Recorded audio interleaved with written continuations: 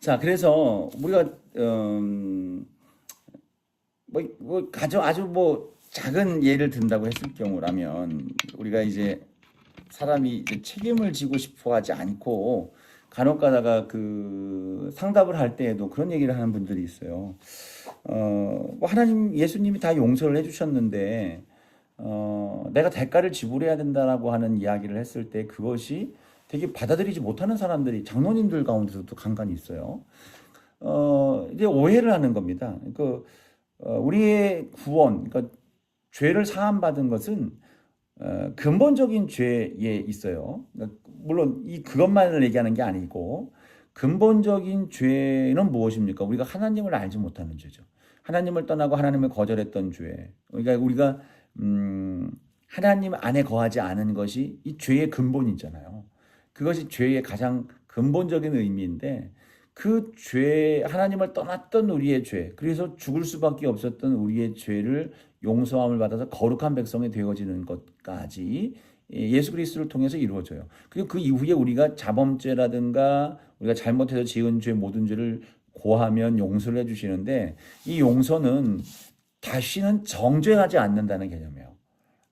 다시 말하면 내가 죄를 지었으니까 그 죄를 지었어. 예를 들면 뭐 부모에게 자녀가 있잖아요. 자녀가 잘못을 했어요.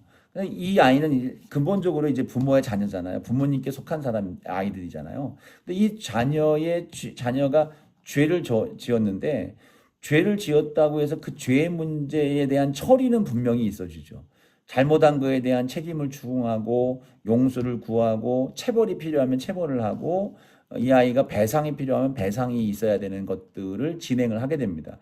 그렇다고 해서 이거는 이제 죄를 지은 대가를 지불하는 거예요. 근데 여기서 속죄의 개념은 속죄에서 정죄하지 않는다는 것은 바로 뭐냐면 네가 죄를 지었다고 해서 이 아이가 이제는 이 집의 자녀가 아닌 것으로 내쫓김을 당하는 거죠. 예, 그럴 수밖에 없는 그런 위험을 갖고 있었던 그 사람임에도 불구하고 용서해 주시는 거예요. 정죄하지 않는다는 것이죠. 또 그 죄를 용서해 주셔서 다시금 여전히 거룩한 백성, 하나님의 자녀로서의 삶을 지속할 수 있도록 은혜를 주시는 거예요. 그런데 죄를 지은 것에 대한 대가는 반드시 지불해야 된다. 징계도 따라온다라는 거예요. 다윗을 하나님이 우리아의 아내 바세바를 취했을 때에 하나님은 그 다윗의 죄를 용서하신다 그랬죠. 죄를 용서하신다고 했는데 그러면 우리가 생각하는 것처럼 그렇게 죄를 용서한다고 하면 다윗은 그 자녀가 죽어서는 안 되죠. 그리고 그에게 있어지는 징계가 임하지는 안 되는 거죠. 근데 하나님은 그에게 징계를 주셨단 말이에요. 그 징계를 주신 것은 뭡니까? 죄의 행위에 대한 대가는 지불해야 된다. 이것이 이제 하나님이 정하신 방법입니다. 그러니까 여러분 뭐 용서만 맞다고 해서 우리가 책임져야 될 것들을 책임 안 져도 된다. 이런 생각은 결코 해서는 안 되는 거예요. 잘못된 것임을 여러분 분명히 알아야 될 것입니다. 자, 구약에 있어서 죄에 대한 이해가 매우 실천적인 거죠. 그러니까 관념적인 것만이 결코 아닌 것을 보여주고 있습니다. 자,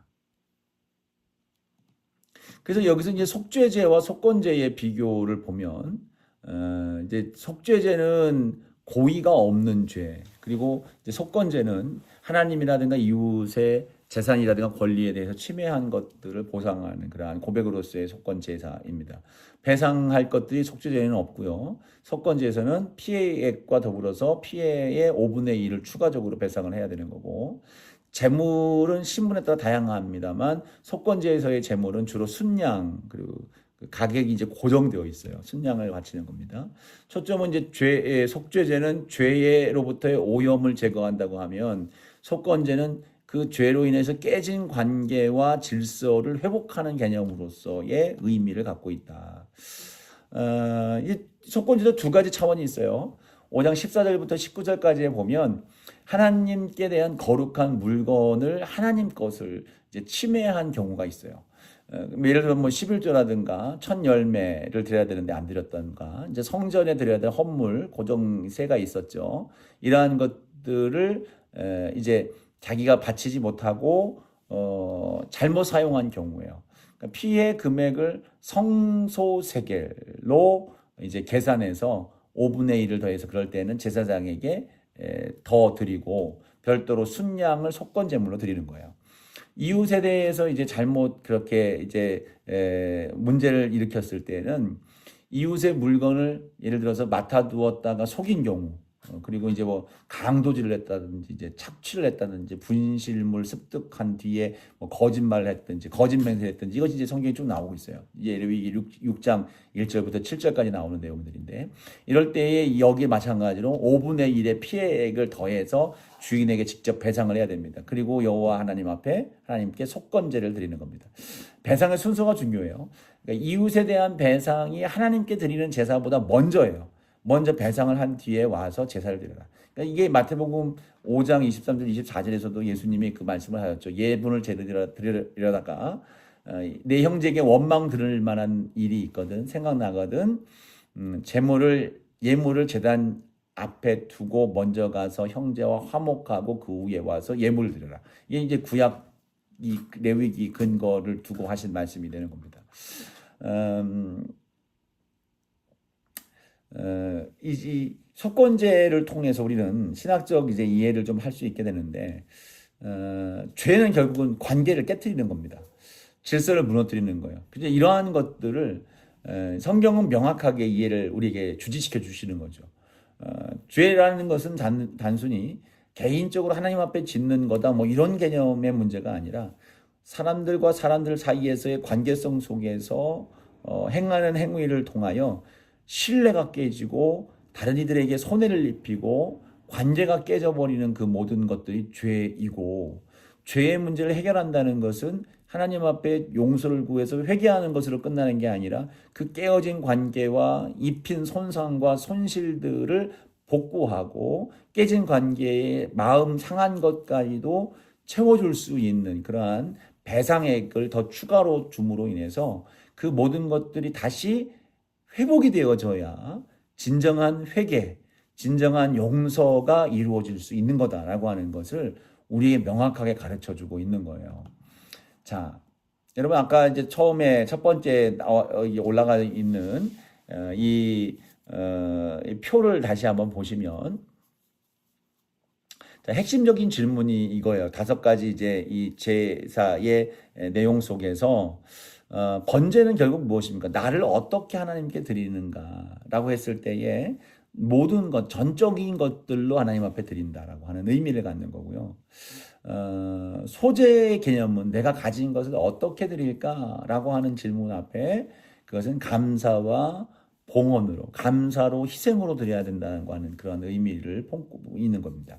화목제가 갖고 있는 핵심적인 질문은 어떻게 하나님과 교제해야 되는가라고 했을 때에 언약과 교제 평화롭게 하나의 이제 한 식탁에서 함께 먹고 마시면서 이루어가는 은혜로운 역사로 답을 할 수 있을 거고요. 속죄제는 나의 죄를 어떻게 해결할 것인가, 피로써 대신 속하고 정결케 되어지는 것. 속건제, 그럼 내가 입힌 피해를 어떻게 배상해야 될까라고 하는 그 질문 앞에서 관계가 회복되고 배상하는 것이 죄를 지은 자, 잘못한 자가 가져야 될 책임이고 그러한 마음으로 나가야 된다라고 하는 것을 담고 있습니다. 예수님은 이 5가지 제사의 전체를 성취하시죠. 완전한 번제를 자신의 전부를 드렸어요. 전부를 드렸죠. 완전한 화목제죠. 하나님과 인간의 관계를 회복시키는 화목제물. 그래서 예수님을 화목제물이라고 얘기를 해요. 화목제물이 되었다. 그리고 완전한 속죄를 이루시죠. 속죄. 우리의 죄를 완전히 깨끗하게 씻어주시는 겁니다. 그리고 다른 이들에게 입힌 그런 것들까지도 우리 마음속에 감동과 감화를 줌으로 인해서 완전한 속건제가 다른 에게 입힌 것들까지도 우리가 그들에게 책임과 그러한 마음을 가지고 나아갈 수 있도록 그렇게 그런 제사의 속건제의 또 의미도 완성을 하셨어요. 그러니까 레위기의 제사 제도를 이해함으로 인해서 십자가가 형벌이 아닌 은혜가 되고 우리를 구원하신 능력이 된다는 것을 우리가 분명히 이제 의미를 찾게 되는 것입니다.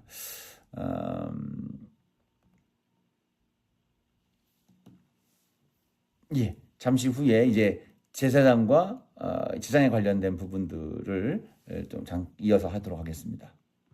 자, 이어지는 8장부터는 제사장 위임식 그리고 이제 이 위임식이 이제 8장부터 10장 사이에 나오고 있고 8장부터 9장까지가 이제 구체적으로 아론과 그 아들들에게 제사장의 직임을 부여하는 위임식이 나타나고 있고 10장 초반부의 1절부터 3절까지는 그 제사장으로 위임받고 세움받은 나답과 아비후 사건이 일어나요.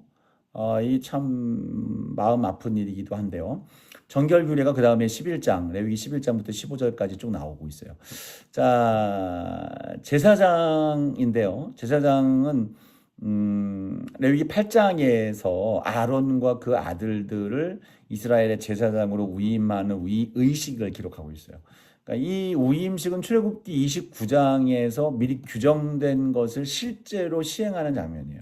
그래서 이제 말씀을 하셨단 말이죠. 모세는 하나님의 명령대로 이 아론에게 거룩한 옷을 입히고 또 기름을 부어서 거룩한 일들을 또 행하게 하죠. 제사장 위임식의 기간은 7일 동안 하고 있어요. 그래서 9장에 이제 위임 후에 아론이 드리는 첫 번째 제사를 기록하고 있는데 이 장면은 이 성막 제사가 이제 공식적으로 시작되는 그런 역사적인 순간이 기록되는 거죠.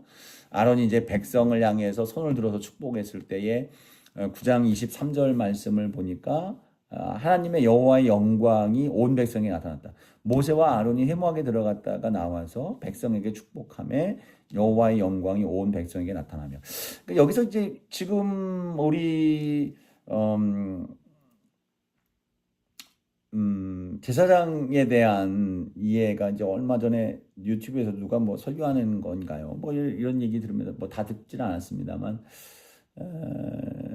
참 안타까운 내용들을 이제 이야기를 하는데 이제 특히 이제 목사의 이제 직임 속에서 위임된 기능과 역할들을 보면 사실 이제 그 목사가 말씀 사역을 하고 또 성례전을 행하고 하는 모습들 속에서 우리는 여러 가지 이제 선지자와 제사장적 사역을 이제 동시에 같이 겸하여 행하고 있어요. 그러니까 말씀을 선포하는 차원에서는 선지자적 개념을 갖고 있고 중보자로 섰을 때에는 또 제사장적 개념을 갖고 있어요. 사실은 뭐 우리가 베드로전후서의 전서인가요? 에도 보면 왕 같은 제사장이라고 해서 우리 모두가 이제 예수님을 믿는 믿음의 사람들은 모두가 제사장적 만인 제사장의 어떤 그 지위를 받게 됐잖아요. 그러니까 누구든지 하나님을 예배하고 누구 제사장에 의해서만이 아니라 중보자가 필요 없다는 거죠. 결국 누구든지 하나님 앞에 나아갈 수가 있고 또 하나님 앞에 예배하고 제사들을 드릴 수 있는 그리고 다른 사람들의 중보자로 우리 스스로가 설 수 있다라고 하는 그 아주 위대한 이제 예수님의 말씀의 선포가 되는 우리 신분의 선포가 되어지는데 저 이런 부분들은 이제 우리 모두가 갖고 있는 이제 개념이고요. 교회 안에서 성직자로 위임받아서 사역을 하고 있는 이제 사람들 목회자들이죠. 목회자들은 특별히 사실은 목회자에게 이 제사장이다, 넌 제사장이다, 뭐 너는 선지자다라고 하는 그런 어떤 직임과 이름을 붙이지 않죠. 목사라고 하는 은사를 받은 자들이 목사의 부류에 서서 우리가 사역을 감당하는데 사실 이 목사적 개념, 그러니까 사도 전통 속에서 교회의 성직자라고 하는 그 전통이 세워져서 그것이 이제 계속해서 전통 속에서 지속이 되고 이어져 내려오는 위임된 어떤 역할인데요. 그 역할은 이제 말씀 선포와 선포적 사역, 즉 선지자적 사역과 제사장적 사역이 중보자의 사역이란 말이에요. 근데 이 중보자적인 사역, 제사장적 사역을 목사들이 감당을 하면서 이 축도라는 것 율법이라든가 축복 기도라든가 이런 부분들을 이제 목회적 영역 안에서 수행을 한단 말이에요. 축도를 하고. 근데 이런 것들에 대한 것은 딱히 이제 목사가 하기 때문에 목사만이 축복을 내릴 수 있고 목사만이 막 이렇게 기도하면 뭐가 된다. 이런 개념으로 오해를 하고 그것을 기존 교회의 문제라고 얘기하는 그런 얄팍한 신학적 지식을 갖고 있는 사람들이 그런 얘기들을 하고 있어요. 그러니까 여러분 목사가 축복한 데서 목사만 축복이 되고 목사만 축도해야 한다고 해서 축도의 능력이 나타나고 이런 건 결코 아닙니다. 특별히 그러나 하나님은 제도권 안에서 우임된 사역자, 성직자라고 하는 구분된 사람들 그리고 그 성직자라고 하는 위치는 아무래도 우리가 생각하는 바 하나님의 우임을 통해서 말씀을 선포하고 중보자로서의 역할과 영향들을 교회 안에서 특별히 위임하여서 그 역할을 수행하게 했을 경우 그 속에서 그 교회사의 전통 속에서 임하고 있었던 축도와 또 축복의 기도와 그런 말씀의 선포와 이러한 것들의 능력을 성령께서 그 안에 더하여 주실 것이라고 하는 확신과 믿음 속에서 그런 신앙적, 성직적 그 사역들을 수행을 한단 말이에요. 근데 그러한 것들 속에서 우리는 조금 더 구별된 하나님의 능력이 나타날 것이다라고 하는 신뢰와 또 그리고 그 안에서의 사모함으로 나아가는 것이 이제 목회자가 행하는 신앙적, 목회적 어떤 사역들의 의미가 될 수가 있어요. 근데 그것을 전면 부정하려고 하는 사람들, 그러면서 그는 또한 권위를 또 자기는 주장하면서 교회의 기본적 전통적 권위에 대한 부분들을 붕괴시키는 요소들이 점점 있습니다만 어쨌든 지금 이제 아론이 이제 제사장으로 세움 받아서 백성들을 축복하며 여호와의 영광이 온 백성에게 나타났다. 예, 이것이 지금 오늘날 교회 안에서 세워진 절대적 권한은 아니라고 얘기는 하지 않는 거예요. 절대적으로 목사가 제사장이다 이렇게 얘기하지는 않습니다. 모두가 다 제사장이죠. 그러나 특별히 교회라고 하는 공동체 안에서 제의적 공동체 안에서 교회 안에서 위임받은 성직자의 축복, 성직자의 축도, 그의 중보, 그의 선포 이러한 것들을 성령께서 특별히 그 위에 능력과 은혜를 더하신다라고 하는 것을 전제해서 우리는 바라봐야 된다는 것이죠.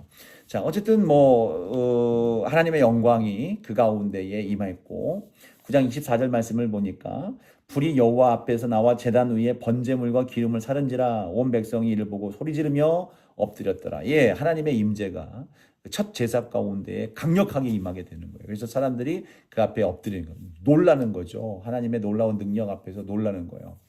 예, 이 첫 출발의 영광스러운 모습, 하나님의 영광이 그 가운데 임하는 것. 자, 근데 이 영광스러운 일들이 지속이 계속 이제 아무런 문제 없이 되면 좋겠습니다만 10장에 넘어오면서 이제 나답과 아비후 사건이 이제 벌어져요.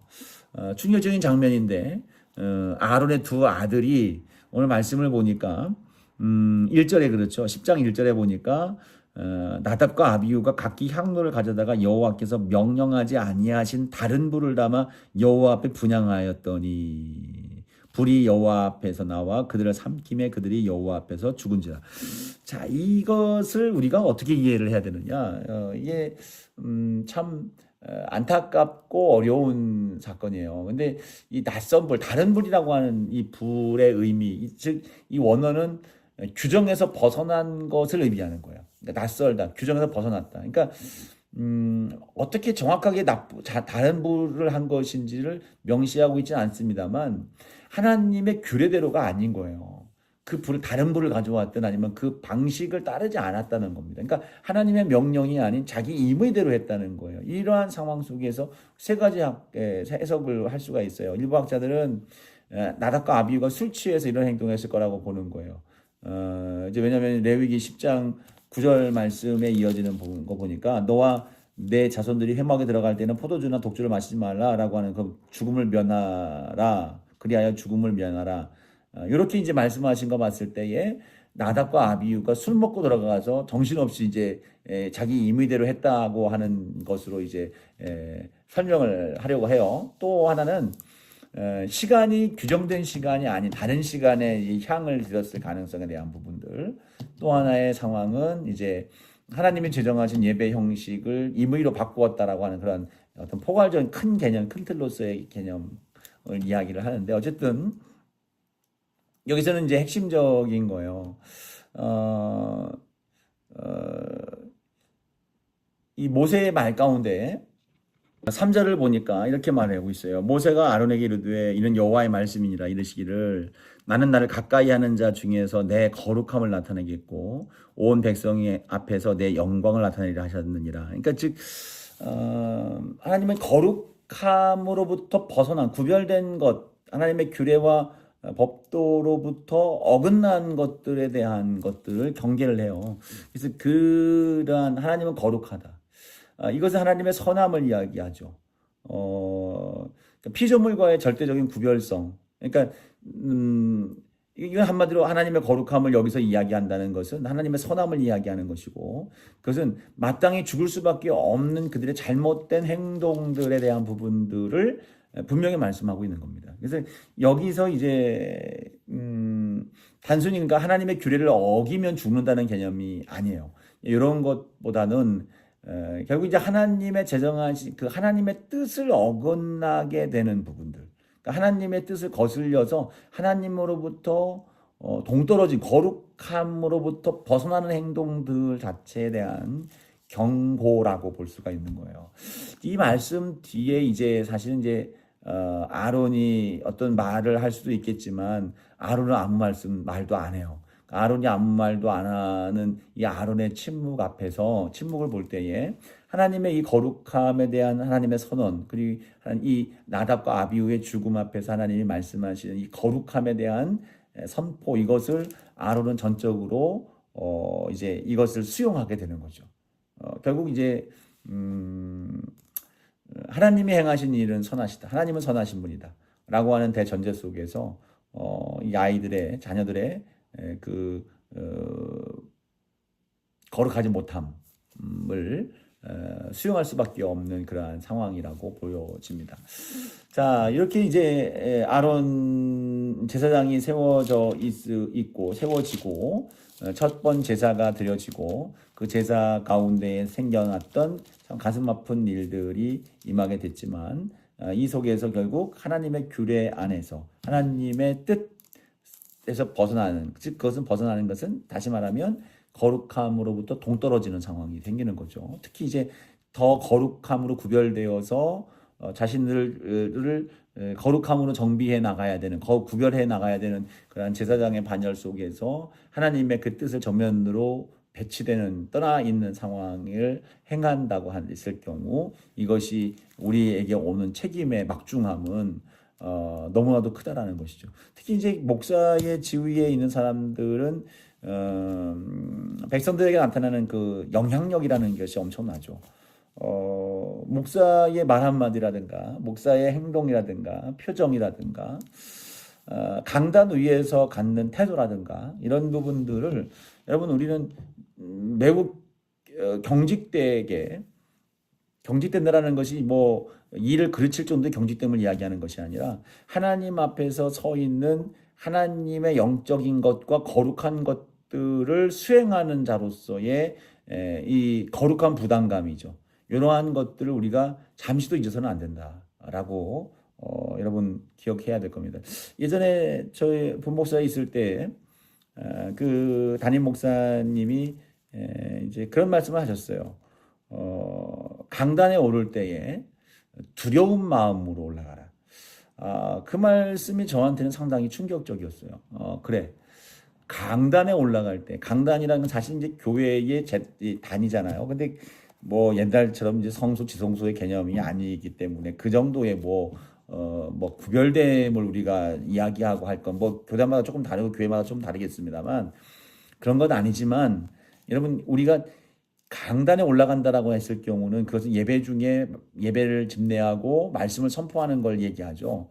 그 말씀을 선포할 때에 내가 하나님의 말씀을 통해서 이 사람들에게 거룩한 영향력, 즉 하나님의 그 마음과 뜻을 선포를 하는 것인데 내가 그것을 거룩한 마음으로 두려운 마음으로 서 있지 아니하고 나 어떤 언변, 어떤 기술, 자기 어떤 교만함 이런 어떤 뭐 자기의 어떤 권위 이런 것들이 앞세워진다고 했을 경우는 하나님의 거룩성이 훼손되는 경우가 더 많죠. 우리는 즉 목사는 말이죠.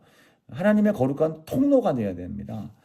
우리는 소리의 음원이 아니에요. 목사는 음원이 아닙니다.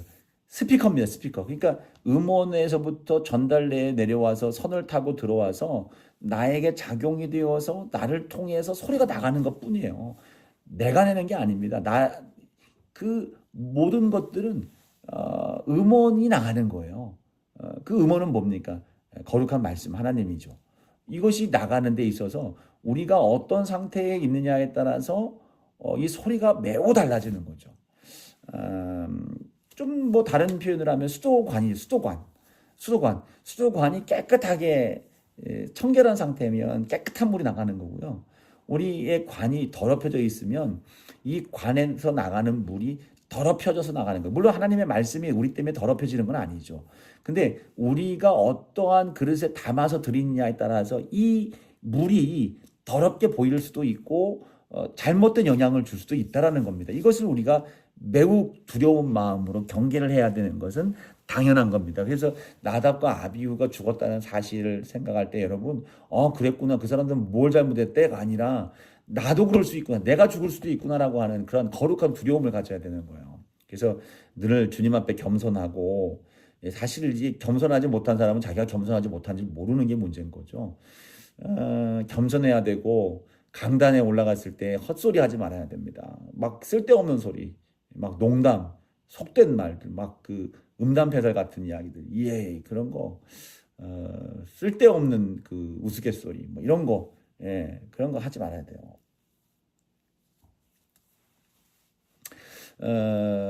말 한마디를 해도 준비된 정제가 되어 있는 언어적 표현, 이러한 것들이 우리에게 반드시 필요하다고 볼 수가 있습니다.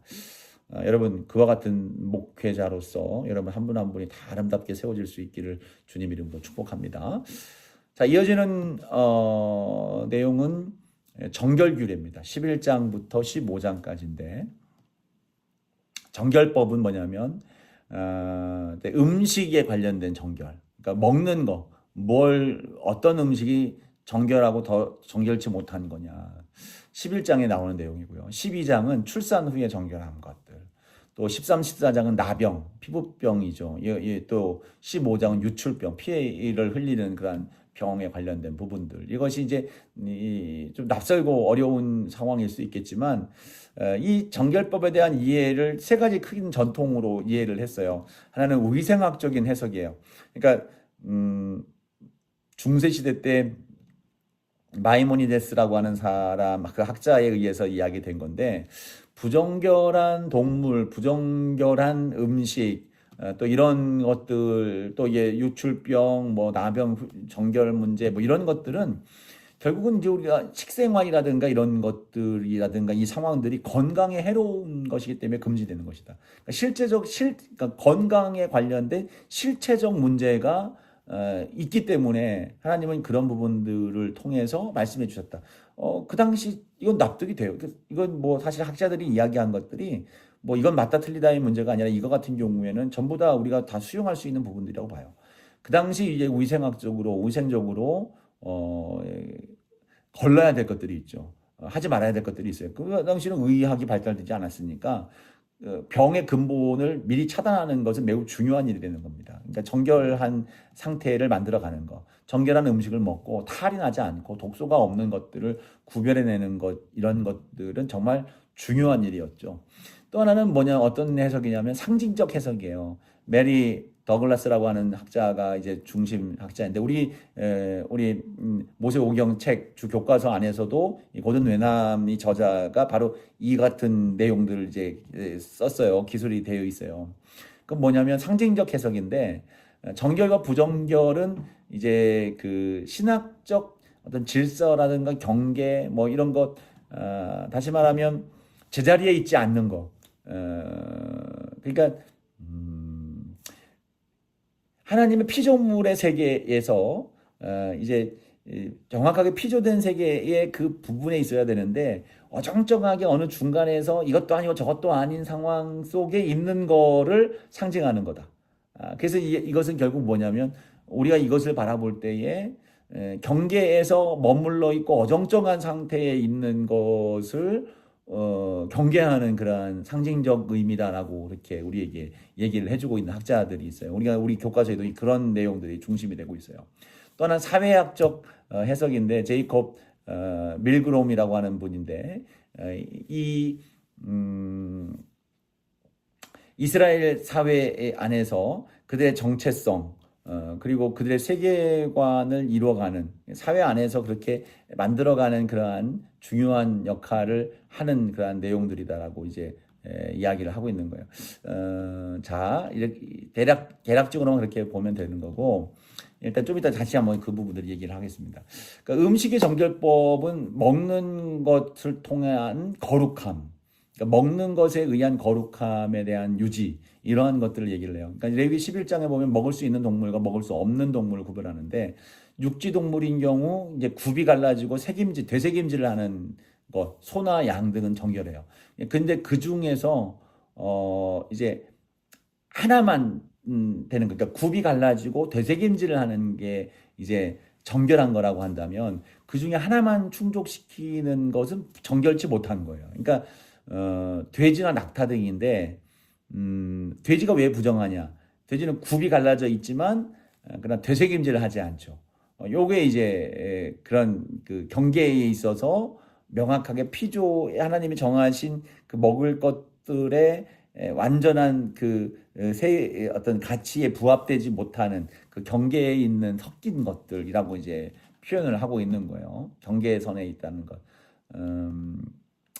자, 요런 개념이라고 그냥 대략적으로만 알면 될 것 같습니다. 우리가 뭐 이걸 얘기를 하려면 유대법에 대한 부분들을 좀 더 우리가 더 이 부분을 파고 들어가야 되는데 뭐 그렇게 하기에는 너무 이제 복잡하고 사실 이게 그 먹는 것과 안 있는 거에 우리가 보여지는 그 규칙성은 있지만 여기서 규정하고 있는 뭐 되새김질과 굽이라고 하는 하나님이 정하신 틀이 있기 때문에 이 틀에 있어서의 아닌 것들로서 구분되지만 사실은 이것이 하나님의 정하신 것이 아닌 상태에서 이것이 부정하냐 안 부정하냐라고 하는 즉 우리생학적이라든가 경계라고 하는 피조의 경계선이라고 하는 그러한 기준들이 사실은 모호하죠.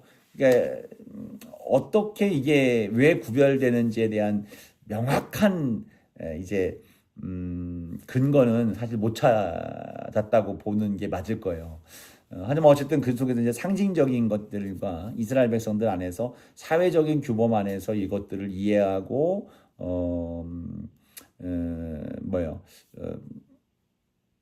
이렇게 규정하고 하는 것들을 이제 해석하는 거예요. 아까 이제 뭐 세 번째 사회학적인 것이라고 얘기를 했습니다만 사실 뭐 그것도 막 조금 설득력이 크지는 않습니다. 사실은. 그러니까 이방 민족들과 사회적으로 이제 이스라엘 백성들의 어떤 구분점, 그러니까 이방 민족들이 갖고 있는 어떤 그 식탁의 그러니까 무제한적인 어떤 뭐 여러 가지 막 그 혼합적인 식사 규례 이런 것들로부터 이제 좀 구별된 부분들을 정해 주신 거라고 이제 유대 사회 안에서는 좀 이렇게 이해를 하고 있는 거예요. 자, 어쨌든 뭐 그런 상황 속에서 좀만 더 우리가 생각을 해본다고 한다면 우리 그 두 번째 이제 상징적인 개념으로서 경계에 있는 거라고 이제 표현을 썼잖아요. 경계에 있는 건데 이게 창세기 1장을 이제 근거로 해서 이걸 경계역을 나눈다면 피조물의 영역이 이제 세 군데였잖아요. 이제 하늘, 땅, 물이라고 하는 이제 구분된 그 속한 공간이 있는데 하늘은 이제 날개로 나는 거죠. 전형적인 존재가 독수리나 이제 비둘기인데 근데 이제 경계에 있다고 하는 것은 하늘과 땅과 물 언저리에서 이 물과 하늘 예를 들어 하늘과 땅 물과 땅 뭐 이런 식으로 그 경계에서 애매한 존재 즉 이제 박쥐 같은 거 박쥐는 이제 하늘로 날지만 또 땅에서도 포유류로서 조류가 아닌 포유류잖아요. 이런 상태. 타조, 날개는 있지만 날지는 못하는 뭐 이런 경계에 있는 동물들은 정결치 못한 존재로서 이해를 하는 거예요. 물에 있는 것에서 물에서도 마찬가지로 물고기가 지느러미나 이제 비늘로 헤엄을 치는데 경계가 애매한 것은 뭐예요? 문어, 오징어 뭐 이런 것들 물에 살지만 이제 지느러미라든가 이제 비늘이 없잖아요. 또 땅에서는 네 발로 걷는 거 소나 양인데 돼지는 뭐 굽이 그 경계에서도 뭐 굽이 갈라져 있습니다만 되새김질을 안 하고 안 하지 않는 거 뭐 이런 것들을 구별을 해서 경계에 있다고 하지만 앞서 말씀을 드렸던 것처럼 그것은 사실은 우리가 이제 그렇게 된 게 아닌가라고 이제 추측을 할 뿐이지 사실은 그 기준이 조금 애매하죠. 이제 명확하게 이제 확정하고 우리가 이건 이래서 이렇게 말씀하신 거야 단정하기에는 좀 어려움이 있는 것은 분명한 겁니다. 근데 우리 교과서에서 고든 웨남이 이야기하는 것은 뭐 그것도 이제 수용을 하지만 상징적 의미를 조금 더 구분해서 이건 뭐 어떤 동물과 부정한 동물과 그렇지 못한 동물을 기준으로 나누는 거 이런 것 의미보다도 그것이 목적하는 바가 뭐냐. 그러니까 우리가 하나님이 정하신 구별된 것들을 식탁에 가져와서 구별해서 먹음으로 인해서 구별된 백성으로서의 삶, 나는 이스라엘이구나라고 하는 그러한 구별된 어떤 의식들을 계속해서 상기할 수 있는 제도가 된다는 것이죠. 그런 상징적 의미를 갖고 있다. 그런 의미를 품고 있다라고 하는 거예요. 그러니까 이 고든 우리 책에 나와 있는 이제 고든 웨남 학자가 교수가 이제 쓴 내용들이 매우 좀 상당히 의미가 있는 거예요.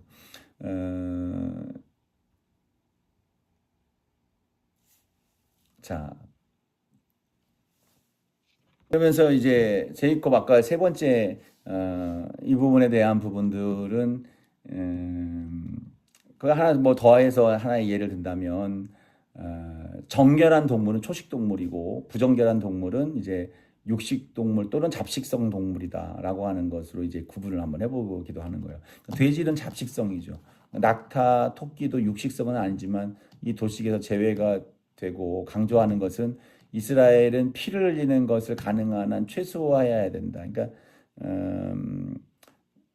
피는 생명이고 생명 하나님께 속한 것이기 때문에 육식 동물을 먹지 않는 것은 결국 피를 흘리는 존재에 대해서 내가 구별한다는 것, 내가 생명을 함부로 다루지 않는다라고 하는 그 신앙을 실천하는 것이다라고 하는 그런 주장을 하는 겁니다. 어쨌든 이 세 해석들은 서로 상충하는 것이 아니라 서로 이제 보완을 해주는 거예요. 창조 신학적으로 경계에 선 것에 대한 부분들을 이야기하는 그런 이야기, 또 이제 우리 교과서처럼 상징성 의미, 이제 우리를 구별해서 구별된 삶을 살도록 하는 하나의 장치, 또 이제 윤리적으로 생명을 해하지 않은 그러한 동물들을 먹는 것이 정결한 일이다라고 하는 것으로 이해하는 거. 뭐 어쨌든 레위기 11장에 나오는 이 규정 하나를 통해서도 우리는 여러 가지 해석을 가질 수 있다라고 하는 것이 중요합니다. 근데 어쨌든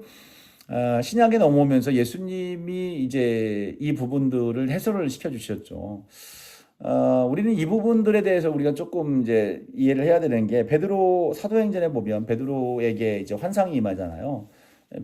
사도행전 10장에 보면은 환상이 임해서 베드로에게 이제 그 더러운 부정하다라고 얘기한 율법에서 얘기했던 그 내용들이 광줄에 담겨서 먹으라고 할 때에 베드로가 먹을 수 없다. 이건 부정한 것이다라고 했을 때에 그 음성이 말씀을 하시죠. 모든 것을 깨끗하다라고 이제 말씀을 하셨고, 이건 이제 음식 규례를 철폐한다는 의미가라기보다도 신학적인 선언이에요. 이스라엘과 이제 이방의 규례 관계, 그 경계가 무너졌다는 것이죠. 이스라엘과 이방의 경계가 무너져서 이제는 모두가 거룩하고 부정한 이방인이냐 뭐 하나님의 선택한 백성 이런 경계가 없다라고 하는 것을 말씀하는 거예요. 그러니까 예수님이 그 경계를 무너뜨리셨죠. 율법과 유대 전통 속에서 하나님을 독점하고자 했던 유대인들로부터 이방인들에게 하나님이 선포가 되고 예수 그리스도를 통해서 말이죠. 이러한 경계를 무너뜨리는 분이 바로 예수님이셨다. 근데 여기서 좀 더 우리가 한 가지 더 이 이야기를 해본다고 한다면 이 나병 요거부터 더 짚고 넘어갈게요. 그 나병 규례가 이제 13, 14장에 쭉 나오는데 이게 죽음의 이미지예요.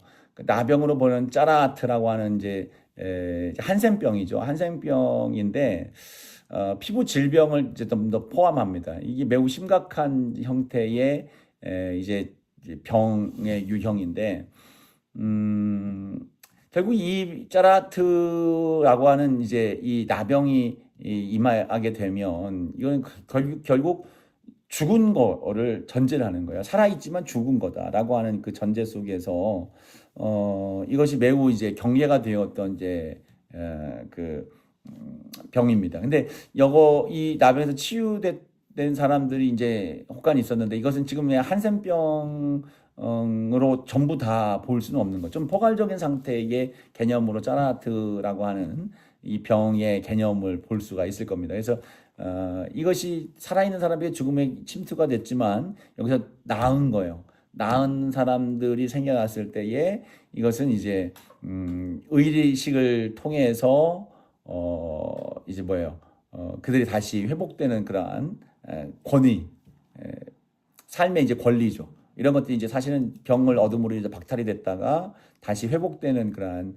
내용들이 생기게 되는 거예요. 근데 이것만이 아니라 이제 정결법의 신학적인 그 의미의 중심성에는 삶과 죽음의 이제 경계 속에서 이제 그 가운데의 의미를 흘러가게 되는 거예요. 생명은 하나님께 속했고 죽음은 이제 하나님의 임재와 공존할 수 없는 부정결하게 만드는 존재로 이제 구별을 하게 되는 거예요. 그래서 시체를 접촉하는 거, 이것도 이제 죽음이라고 하는 생명의 존재가 죽음과 접촉했기 때문에 부정결하다. 또 특정 동물, 피조 질서의 경계를 위반한 그런 동물들을 먹었을 때에 이 또한 하나님의 생명과 정결로부터 멀어질 수밖에 없다. 피를 흘렸을 때 12장에 나오는 피 흘림에 관련된 부분도 이것은 결국 피에 관련된 부분, 생명이 흘러갔다라고 하는 개념 속에서 부정결한 것이다. 나병, 짜라트, 이거 여기는 이제 죽음이 침투한 거니까요. 당연히 죽음이라고 하는 개념 속에서 생명이신 하나님과의 구별된 어떤 부정결한 존재, 이런 거죠. 유출병은 당연히 또 유출병도 피가 흐르는 거 아닙니까? 정액이 흐르고 피가 흐르고 하는 그러한 상황 속에서 이것이 생명이 유출되는 것, 이것도 죽음의 흐름이라고 볼 수가 있는 거죠. 생명이 빠져나가는 거니까요. 이런 것들을 또한 부정결한 것으로 이해를 할 수가 있었다라는 겁니다. 그러니까 정결법은 결국은 삶의 생명을 찬양하는 거예요. 생명 있는 것을 우리 교과서에 나오는 내용이에요.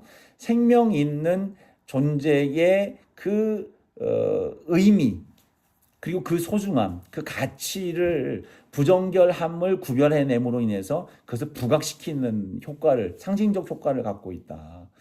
그래서 이것은 정말 부정해서 제가 부정하는 건 아니에요. 하나님이 부정하다고 한 걸 부정하지 않다고 얘기하는 게 아니라 실체적으로 보면 이것이 상징적으로 하나님은 정말로 이게 더러워서라기보다도 이것을 통해서 하나님의 생명의 가치를 더 부각시키고 또 생명을 지켜내고 그리고 부정한 것과 구별되지 않는 것들로부터 우리가 그것을 우리 스스로를 거룩하게 만들어가는 그런 삶 속에서의 거룩성을 이루어가는 그런 효과로서 이러한 정결과 부정결의 가치를 말씀하시고 계시한 것이다라고 고린도는 우리 모세오경 교과서 안에서는 그걸 얘기를 하고 있고 우리도 그것이 이제 그 가치가 매우 중요하구나.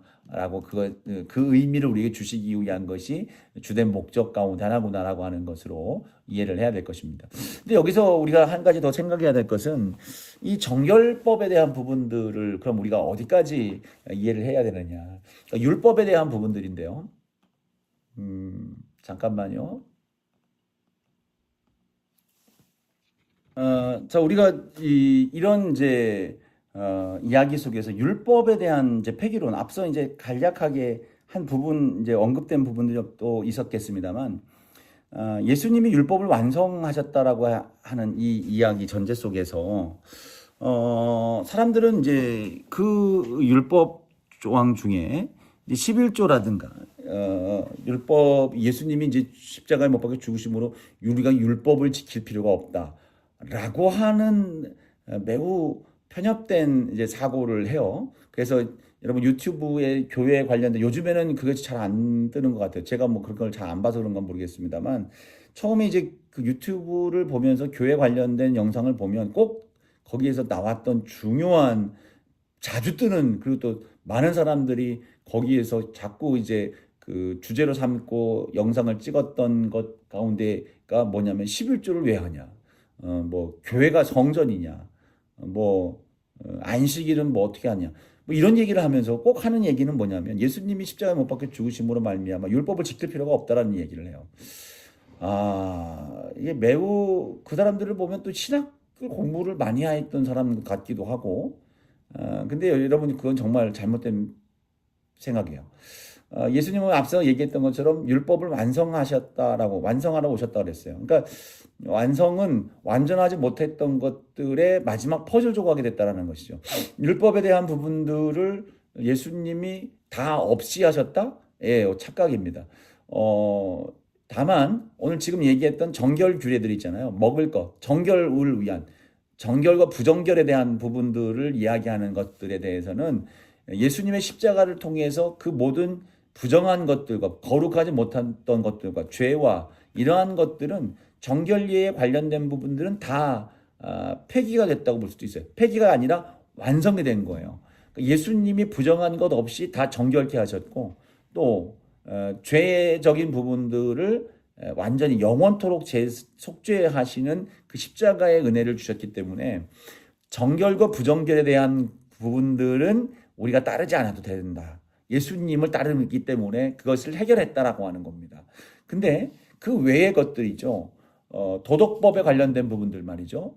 도덕법에 관련된 도덕적 규례에 대한 부분들은 여러분 결코 이것이 폐기된 게 아니에요. 자, 율법에 대한 부분들은 율법은 거울이에요. 죄를 드러내죠.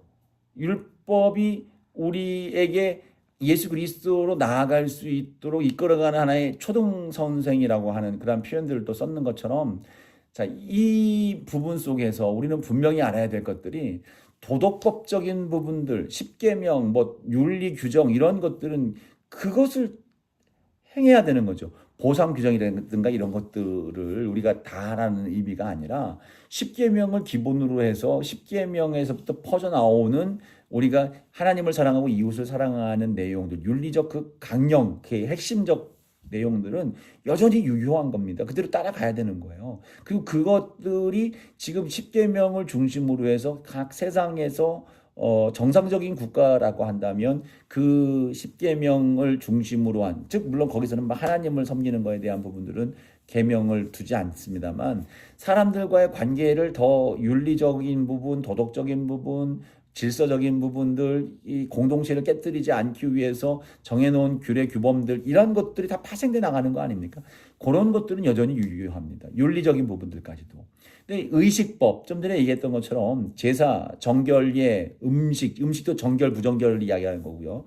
절기, 이러한 것들도 사실은 이게 하나님 앞에서의 절기, 거룩함, 그리고 하나님의 은혜를 기억하는 그러한 방식들이기 때문에 이런 것들은 주님 안에서 완전한 성취를 이룬 거예요. 시민법, 즉 그래서 이제 이스라엘 국가 안에서의 그들에게 독특한 국가 체제에 관련된 부분들은 그거는 이제 이스라엘의 국가적 안에서 이루어지는 내용들이기 때문에 그것을 우리가 굳이 따를 필요는 신정 국가가 이제 해체가 되고 하는 이런 상황 속에서 굳이 우리가 그걸 따를 필요는 없는 거긴 하지만 어쨌든 여러분 중요한 것은 그 속에서 윤리, 도덕, 십계명을 근거한 하나님 사랑하고 이웃 사랑하고 그들을 돌보아야 되고 사랑해야 되고 용서해야 되고 하는 그러한 기본적인 내용들에 대한 부분들은 폐기됐다고 볼 수가 전혀 없는 거예요. 자, 그래서 우리가 뭐 안식이라든가 이런 부분들은 변형은 있을 수 있습니다. 변형은 약간 있을 수 있겠습니다만 그것은 예수님 안에서 완전한 성취를 이룬 상황이기 때문에 변형은 가능하지만 그러나 그것이 그 정신이 살아 있어야 되는 거예요. 오히려 헌금 11조 같은 경우에는 11조? 예, 율법이 오기 전부터 아브라함 때부터 11조를 했잖아요. 자, 그런 것들을 생각하면 이미 11조의 규례는 율법에 해당되는 게 아니에요. 예수님도 11조에 대한 부분들을 분명히 얘기하셨고요. 그런 부분들을 생각했을 때 오히려 초대교회 때는 11조를 넘죠. 소득의 10분의 1을 바쳤던 그 구약의 규례보다도 자신의 모든 것을 내어서 함께 교회에서 자기 것으로 주장하지 않고 나누었다는 것. 여러분 이것이 진정한 정신, 예수 그리스도를 믿는 믿음의 거룩성을 수행하며 살아가는 사람들의 아름다운 모습인 거죠.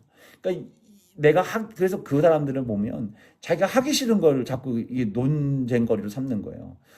어그로를 끈다고 그러죠. 잘못된 자기들의 편협된 사고, 잘못된 무식함을 그렇게 드러내고 있는 것 같은데 절대로 아닙니다. 그것도 교회가 뭐 성전이냐? 성전이죠. 교회는 교회 공동체라고 하는 우리의 고백이 있고 이 교회는 교회 예배당이죠. 예배당이지만 우리가 이곳에 하나님이 계신다라고 하는 구별된 고백을 따라 성전을 우리가 삼는 거잖아요. 우리 인간도 우리 심령 성전이라고 얘기를 하잖아요. 심령 성전은 뭐예요? 성령님이 우리 안에 계시기 때문에 우리는 성전이 되는 거예요. 그 고백과 같은 거죠. 우리 가정도 성전이잖아. 그 가정에서도 우리가 거룩하게 하지만 우리는 이 교회에서 하나님을 예배하는 예배당이다라고 하는 구별된 고백을 따라서 이 예배 교회당이 세워졌단 말이에요. 그렇다면 이곳은 성전이죠. 당연히 성전이죠. 뭐 옛날처럼 뭐 구약의 제의를 하라고 하는 그 성전의 개념이 아니고 구별된 고백으로서의 상징적이고 의미적인 하나님의 임재가 있는 곳이라고 하는 구별된 고백으로서의 성전의 의미는 분명히 갖고 있다. 이런 기본적인 이해 없이 무슨 신학을 한다고 얘기를 하고 뭐 11조가 어떠느니 안식일이 어떠느니 성전이 어떠느니 이런 얘기를 하는지 이해가 안 되는 거예요. 오히려 여러분 그런 부분들에 현혹되지 마시고 교회 안에서 전통적으로 흘러오는 믿음의 가치들을 여러분 존중하고 그것을 따라가는 것이 매우 중요합니다. 자, 이어서 우리가 볼 것은 대속죄일입니다. 대속죄일. 이거 정말 중요합니다. 대속죄일이 레위기 16장에 나오는 건데 레위기의 정점에 서 있어요. 그러니까 하나님 앞에 온전히 설 수 있는 레위기에 한해서 하나님 앞에 온전히 설 수 있는 완전하게 설 수 있는 거룩한 날이 대속죄일입니다. 뭐 레위기뿐입니까? 구약 전체에 있어서 제의의 한 복판 정점에 서 있는 거예요. 욤키푸르라고 해서 욤키푸르 이스라엘 달력에서 가장 거룩한 날이었죠. 이날은 대제사장이 1년에 한 번 성막 안에 지성소에 들어가서 이스라엘 공동체 전체의 죄를 위한 속죄의 제의를 행하는 날이에요. 그래서 이 레위 16장을 보면 1절을 보면 이 장에 뭐라고 얘기합니까? 레위 아론의 두 아들 여호와 앞에 나아가다가 죽은 후에 여호와께서 모세에게 말씀하시니라. 그러니까 지금 이제 나답과 아비후의 죽음을 이 대속죄일의 서두에서 이제 연결을 시키는데 의도적인 거죠. 규정 없이 규례를 따르지 않고 하나님 앞으로 나아간다면 죽는 거예요. 근데 이제 어떻게 살아서 거룩하신 하나님 앞에 설 수 있는가? 그러면 이제 레위기 16장에 나오는 답이 이제 그 내용들이죠. 대속죄일을 준비하는데 대제사장이 먼저는 자기 죄를 하나님 앞에 회개하는 것으로부터 시작됩니다. 자기를 정결하게 씻는 거예요. 3절과 4절 16장이에요. 오늘 이제 대속죄일은 16장의 내용들만 갖고 하는 거예요. 그래서 3절 4절에 보면 대제사장이 자신을 정결례를 하는 거예요. 그래서 대제사장은 화려한 대제사장복이 아니고 거룩한 세마포 옷을 입어야 됩니다. 4절에 나오는 거죠. 거룩한 세마포 속옷을 입으며 세마포 속바지를 몸에 입고 세마포 띠를 띠며 세마포 관을 쓸지니 이것들은 거룩한 옷이라 물로 그의 몸을 씻고 입을 것이며. 그러니까 세마포로 원래는 이제 에봇도 있고 이제 그 판결 흉패도 붙이고 보석을 달고 하고 하는데 그러한 것들을 하지 말고 거룩한 세마포 옷으로만 된 대제사장의 옷을 입는 거예요. 우리 지난번 출애굽기 할 때 그 그림 보셨죠? 이제 거룩한 하얀 옷을 세마포 옷으로만 입는 겁니다. 자, 그렇게 하고, 그러니까 이날 때는 이제 대제사장의 그 직임을 떼는 거예요. 타이틀을 떼는 거죠. 오직 죄인으로 주님 앞에 서는 거예요. 용서받으야 되는 죄인이죠. 용서받아야 되는 죄인으로 서는 겁니다. 그래서 자기와 자기 가족을 위해서 속죄제를 먼저 드리고 그 속죄제는 11절에 보니까 송아지, 숫송아지로 드립니다. 숫송아지를 드려서 자기를 먼저 거룩하게 하고 근데 이게 사실은 자기가 정결해야 다른 사람을 정결케 할 수 있는 중보자가 되는 거예요. 이게 이제 인간 제사장의 한계죠. 그래서 히브리서 5장 2절 3절에 보면 거기에 대한 지적을 하고 있어요. 인간 대제사장은 자기를 정결하게 할 수 없다는 거죠. 그러니까 똑같은 그런 죄인이라는 겁니다.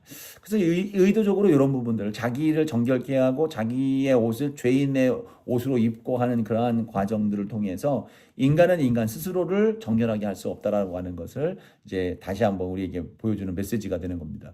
근데 이후에 이제 하는 일이 7절 이하에 보면 자 여기서 이제 중요한 두 가지 이제 제비뽑기가 나와요. 두 마리 염소가 나오는데 두 마리 염소에 관련된 의식인데 두 마리 염소를 회막문 앞에 세우고 이제 제비를 뽑아요. 하나는 여호와를 위한 제비가 있고 여호와를 위한이라고 하는 제비를 써서 제비가 있고 또 하나는 아사셀을 위한이라고 하는 제비를 만들어요. 그래서 이 두 개를 넣어서 뽑죠. 그러니까 뽑아서 이 뽑는 거에 따라서 이제 여호와를 위한 염소가 있는 거고 아사셀을 위한 염소가 있는 거예요. 그러니까 아사셀이 뭐냐? 아사셀의 의미는 이게 사실 이게 뭔지 잘 몰라요. 학자들도 이걸 얘기를 하는데 세 가지의 어떤 가능성을 얘기를 합니다. 하나는 사라짐 또는 완전하게 제거된 자라고 하는 건데 이제 죄가 사라지는 것을 상징한다.